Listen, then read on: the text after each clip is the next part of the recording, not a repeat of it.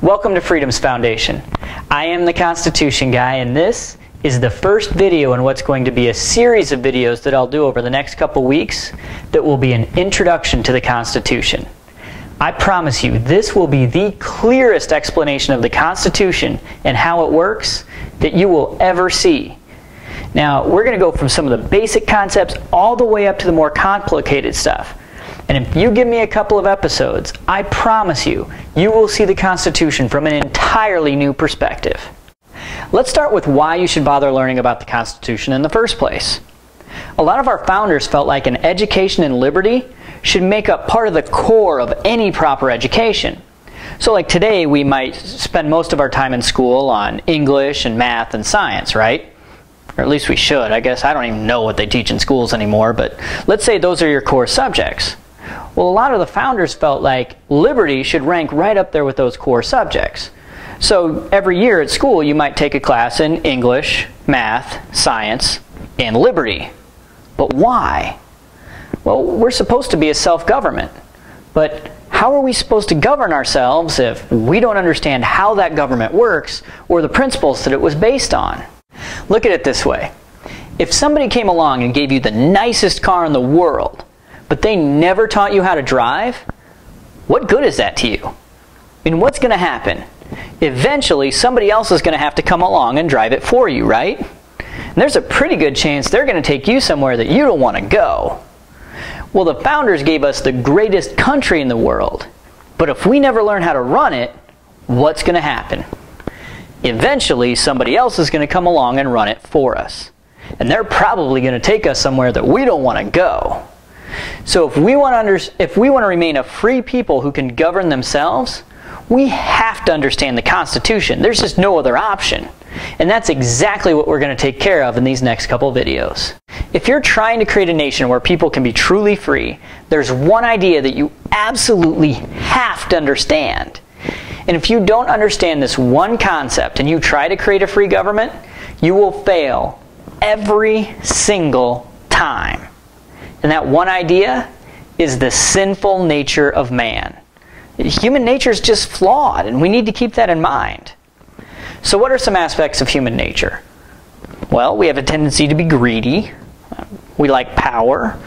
We're prone to be self-interested, aren't we? I mean, we tend to care more about ourselves than we do about our neighbors or other people. In a lot of ways, it's just human nature for us to do bad things to each other.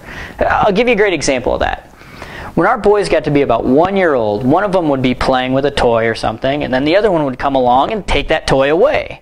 So what would the first one do? He'd turn around and whack! He'd crack his brother on the back of the head, right? Now, believe it or not, my wife and I don't hit each other. And we didn't teach our boys to steal. So where did they learn that behavior? They didn't. It's just human nature. Again, in a lot of ways, it's human nature for us to do bad things. We have to be taught to be virtuous. We have to be taught to have character. That poses a really big problem if you're trying to create a government. In the Federalist number 51, James Madison explained the problem this way. Basically, he said, look, if men were angels, we wouldn't need a government because we could just expect people to act righteously and to treat each other nicely. But we're not angels. So we need a government. But if we had angels who could come down and run our government for us, then we could expect that that government wouldn't abuse its power. But we don't have angels to run our government. So we need to put limits on that government to make sure that it doesn't do bad things to us. The problem really comes down to the fact that we have sinful people governing sinful people. You know that old cliche about how do you police the police? Well, here the problem is, how do you govern the government?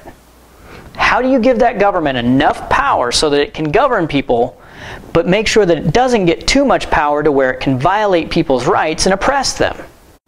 The answer is, you use human nature to your advantage wherever you can, and you limit its effects wherever you can't.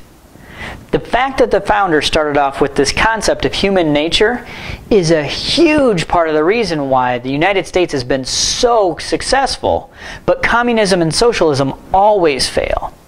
See, Communism and socialism say, how can we create a perfect system? And then they go back and they try to force human nature to fit into that system. But that's never going to work because human nature just doesn't change. Now, on the other hand, what the founders did is they stepped back and they said, how do people act naturally? You know, what's their human nature? What are they going to tend to do normally? And once they figured that out, they created a system around that. So, in other words, what they did is they tried to work with human nature, where communism and socialism are trying to fight against it. So how did they use human nature to their advantage in creating our Constitution and our system of government? Well, what they did is actually just beyond brilliant. And if you come back for my next video, I'll show you exactly how they did it.